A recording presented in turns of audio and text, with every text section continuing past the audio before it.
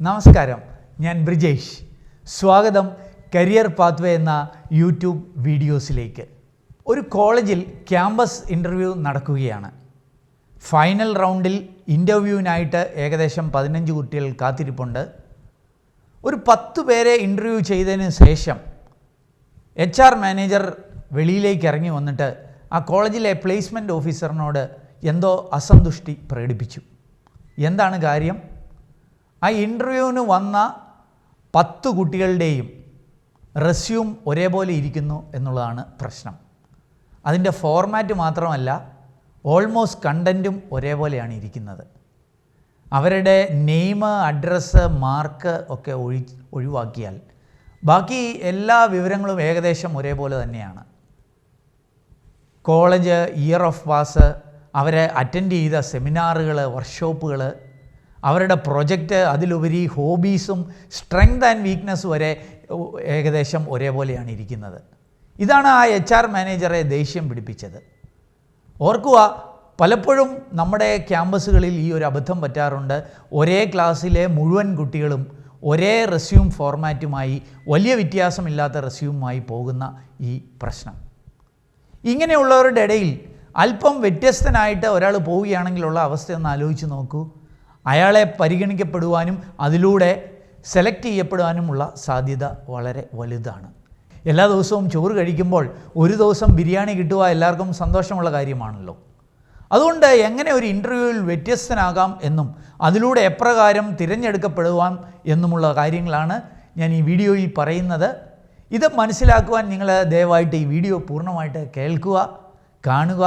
ഈ വീഡിയോ ഇഷ്ടപ്പെട്ടാൽ ലൈക്ക് ചെയ്യുക, ഷെയർ ചെയ്യുക. ഈ വീഡിയോ ചാനൽ ഇതുവരെ നിങ്ങൾ സബ്സ്ക്രൈബ് ചെയ്തിട്ടില്ലെങ്കിൽ സബ്സ്ക്രൈബ് ചെയ്യുക. എൻ്റെ വാട്സാപ്പ് ജോബ്സ് ഗ്രൂപ്പിൽ മെമ്പറാകാൻ ആഗ്രഹിക്കുന്നുവെങ്കിൽ ഈ വീഡിയോയുടെ ഡിസ്ക്രിപ്ഷനിലുള്ള ലിങ്കിൽ ക്ലിക്ക് ചെയ്ത് നിങ്ങൾക്ക് മെമ്പറാകാം. അങ്ങനെയാണെങ്കിൽ തൊഴിലവസരങ്ങൾ അതിലൂടെ മനസ്സിലാക്കാനായിട്ട് സാധിക്കും. വീണ്ടും സ്വാഗതം കരിയർ പാത്വേയിലേക്ക്.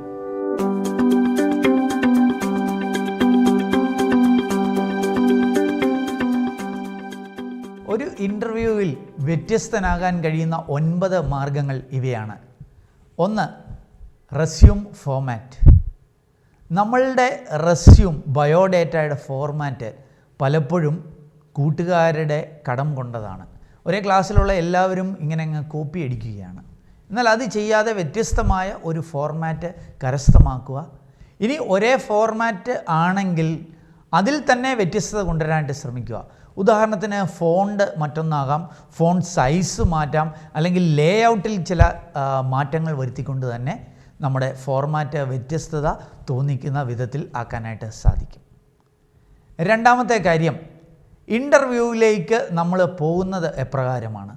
പലപ്പോഴും കാണുന്നത് ഒരേ കോളേജിൽ നിന്ന് വരുന്ന കുട്ടികൾ, അല്ലെ ഒരേ ക്ലാസ്സിലെ കുട്ടികൾ ഇങ്ങനെ മീൻപറ്റം പോകുന്നത് പോലെ ഒന്നിച്ച് വന്നിട്ട് ഇൻ്റർവ്യൂവിന് കയറുന്ന ഒരവസ്ഥ. അത് ഒഴിവാക്കാനായിട്ട് ശ്രമിക്കുക. പല പാനലുകളുണ്ടെങ്കിൽ വ്യത്യസ്ത പാനലിലേക്ക് പോകാനായിട്ട് ശ്രമിക്കുക. അതല്ല, ഒരു പാനലേ നിങ്ങളുടെ മുമ്പിലുള്ളൂ എന്നുണ്ടെങ്കിൽ ഒന്നിച്ച് കയറാതെ ഇടവിട്ട് കയറുന്ന കാര്യം ഉറപ്പുവരുത്തുക. അങ്ങനെ നിങ്ങളുടെ ഈ ഒന്നിച്ചുള്ള ഒരേ ഫോർമാറ്റ് അല്ലെങ്കിൽ ഒരേ പ്രവർത്തനങ്ങൾ മനസ്സിലാക്കുവാനായിട്ട് ഇടയാക്കാതെ ഇരിക്കും എന്നുള്ള കാര്യം ഓർക്കുക. മൂന്നാമത്തെ കാര്യം, നമ്മുടെ ഹോബീസ് അല്ലെങ്കിൽ സ്ട്രെങ്ത് ആൻഡ് വീക്ക്നെസ് ഇതൊക്കെ പറയുമ്പോൾ യുണീക്ക് ആകാനായിട്ട് ശ്രമിക്കുക. എല്ലാ പിള്ളേരും പറയുന്ന ഹോബീസാണ് റീഡിങ്, ട്രാവലിംഗ്, മ്യൂസിക്. എന്താണ് വായിക്കുന്നത് എന്ന് ചോദിച്ചാൽ ഉത്തരമില്ല. എവിടെയൊക്കെ യാത്ര ചെയ്തിട്ടുണ്ട് എന്ന് ചോദിച്ചാൽ വീടിന് സമയമുള്ള കുറേ സ്ഥലങ്ങൾ പറയും, അതോടെ തീർന്നു. അപ്പോൾ ഇത് സ്ഥിരം ഒരു പരിപാടിയാണ്. നിങ്ങൾ വ്യത്യസ്തമായ ഹോബികൾ കണ്ടുപിടിക്കുക, അല്ലെങ്കിൽ അത് പറയാൻ ശ്രമിക്കുക. ഉദാഹരണത്തിന് സൈക്ലിംഗ് അല്ലെങ്കിൽ ബ്ലോഗിങ്. ഒരു കാര്യം ഓർക്കുക, ചുമ്മാ ഹോബീസ് പറയല്ലേ, അത് നിങ്ങൾ ചെയ്യുന്ന കാര്യങ്ങളായിരിക്കണം.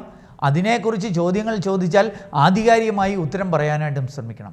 അപ്പോൾ വ്യത്യസ്തമായ ഹോബികൾ സൂചിപ്പിക്കുന്നതിലൂടെ, അല്ലെ സ്ട്രെങ്ത് ആൻഡ് വീക്ക്നെസ്സുകൾ പറയുന്നതിലൂടെ നമുക്ക് വ്യത്യസ്തനാകാനായിട്ട് കഴിയും. നാലാമത്തെ കാര്യമാണ് വ്യത്യസ്തമായ സെമിനാറുകളും വർക്ക്ഷോപ്പുകളും കോൺഫറൻസുകളും അറ്റൻഡ് ചെയ്യുക എന്നുള്ളത്. നമ്മുടെ കോളേജിൽ വരുന്ന കോൺഫറൻസുകളും വർക്ക്ഷോപ്പുകളും മാത്രം അറ്റൻഡ് ചെയ്ത് അത് റെസ്യൂമിൽ വെക്കുകയാണെങ്കിൽ ഒരിക്കലും നിങ്ങൾക്ക് വ്യത്യസ്തനാകാൻ കഴിയില്ല. അതുകൊണ്ട് എന്ത് ചെയ്യണം? നമ്മളുടെ ഇഷ്ടപ്പെട്ട വിഷയങ്ങളിൽ മറ്റ് കോളേജുകളിലോ മറ്റ് സ്ഥലങ്ങളിലോ നടക്കുന്ന സെമിനാറുകളും കോൺഫറൻസുകളും ഒക്കെ കണ്ടുപിടിക്കുകയും അതിൽ അറ്റൻഡ് ചെയ്യുകയും ചെയ്യുക. ഒരുപക്ഷെ ഒരു അര ദിവസം നഷ്ടപ്പെട്ടേക്കാം, അല്ലെങ്കിൽ ഒരു ദിവസം നഷ്ടപ്പെട്ടേക്കാം. പക്ഷേ നമ്മളുടെ റെസ്യൂം ഒരു വ്യത്യസ്തത കൊണ്ടുവരാനായിട്ട് അത് നല്ല പരിധിവരെ സഹായിക്കും എന്നുള്ള കാര്യം ഓർക്കുക. മറ്റൊരു കാര്യമാണ് ഡു എ യുണീക്ക് പ്രൊജക്റ്റ് അല്ലെങ്കിൽ part time full time jobs. എല്ലാ കോളേജുകളിലും പിള്ളേർ ചെയ്യുന്ന പ്രൊജക്റ്റുകൾ വർഷങ്ങളായിട്ട് ഒരേപോലെ ഉള്ളതാണ്. ഉദാഹരണത്തിന് കമ്പ്യൂട്ടർ സയൻസുകാർ എപ്പോഴും കാണുന്നൊരു പ്രൊജക്റ്റാണ് ലൈബ്രറി മാനേജ്മെൻറ്റ് സിസ്റ്റം. ഇങ്ങനെയുള്ള തുടർച്ചകൾ അവോയ്ഡ് ചെയ്ത് വളരെ നവീനമായ പ്രൊജക്റ്റുകൾ ചെയ്യാനായിട്ട് ശ്രമിക്കുക. അതല്ലെങ്കിൽ നിങ്ങൾ ഒരു പാർട്ട് ടൈം ജോലിയോ അല്ലെങ്കിൽ അവധിക്കാലത്ത് ഒരു ഫുൾ ടൈം ജോലിയോ ചെയ്തിട്ട് അത് നിങ്ങളുടെ റെസ്യൂമിലേക്ക് കൊണ്ടുവരുവാണെങ്കിൽ തീർച്ചയായും നിങ്ങളൊരു വ്യത്യസ്തനായി പരിഗണിക്കപ്പെടും എന്നതിൽ യാതൊരു സംശയവും ഇല്ല.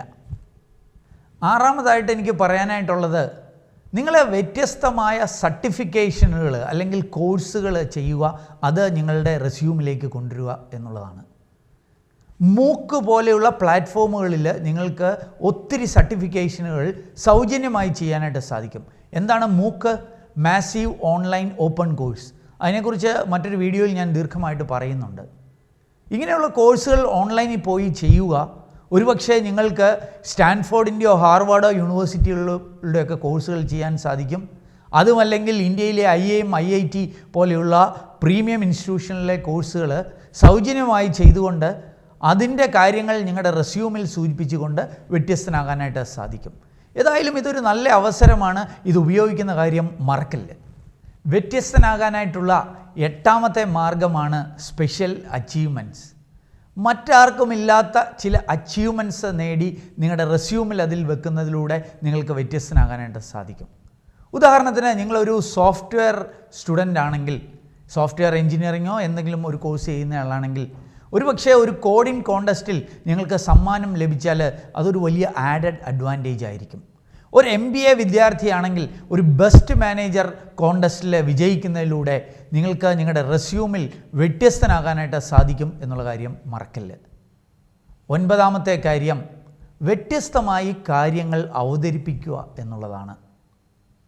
ആരാണ് അമ്മ എന്ത് ചെയ്യുന്നു എന്ന് ചോദിച്ചാൽ നിങ്ങൾക്ക് ഒരു ഹൗസ് വൈഫ് എന്നതിന് പകരം ഒരു ഹോം മേക്കർ എന്ന് പറയാം.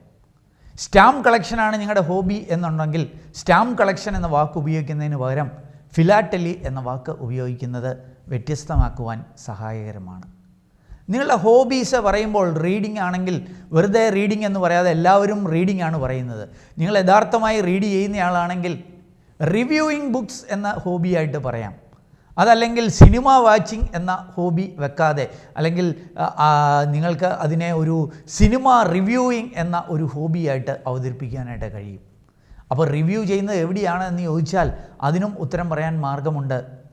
നിങ്ങൾക്ക് Gmail അക്കൗണ്ട് ഉണ്ടെങ്കിൽ അതിനോടൊപ്പം സൗജന്യമായി ലഭിക്കുന്ന ഒന്നാണ് ഒരു ബ്ലോഗ്. അപ്പോൾ ആ ബ്ലോഗ് ഒന്ന് ഉപയോഗിക്കുക. അവിടെ എന്തെങ്കിലുമൊക്കെ കുത്തിക്കുറിക്കുക, ഏതെങ്കിലും ഒരു സിനിമയെക്കുറിച്ചുള്ള ഒരു റിവ്യൂ എഴുതുക, അല്ലെങ്കിൽ ഒരു പുസ്തകത്തെക്കുറിച്ചുള്ള ഒരു റിവ്യൂ എഴുതുക.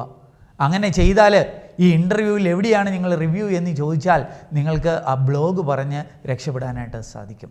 അതുകൊണ്ട് വ്യത്യസ്തനാകുവാനായിട്ടുള്ള 9 മാർഗങ്ങളാണ് ഞാൻ ഈ വീഡിയോയിൽ പറഞ്ഞത്. ഓർക്കുക, വ്യത്യസ്തരായവരെയാണ് ഇന്ന് എല്ലാവർക്കും ആവശ്യം. അതുകൊണ്ട് വ്യത്യസ്തരാകുക, അതിലൂടെ ഒരു നല്ല ജോലിയിലേക്ക് എത്താനായിട്ട് സാധിക്കുക. ഈ വീഡിയോ നിങ്ങൾ കണ്ടതിന് നന്ദി. ഇത് ഇഷ്ടപ്പെട്ടാൽ ദയവായിട്ട് ഷെയർ ചെയ്യുക, കൂട്ടുകാരുമായിട്ട് ദയവായിട്ട് ലൈക്ക് ചെയ്യുക, കൂട്ടുകാരുമായിട്ട് ഷെയർ ചെയ്യുക. ഈ വീഡിയോ ചാനൽ നിങ്ങൾ ഇതുവരെ സബ്സ്ക്രൈബ് ചെയ്തിട്ടില്ലെങ്കിൽ ഈ വീഡിയോയുടെ താഴെയുള്ള റെഡ് ബട്ടണിൽ ക്ലിക്ക് ചെയ്ത് സബ്സ്ക്രൈബ് ചെയ്യുക. ഏറ്റവും ശുഭകരമായ ഒരു തൊഴിൽ നേർന്നുകൊണ്ട് നിർത്തട്ടെ. നന്ദി, നമസ്കാരം.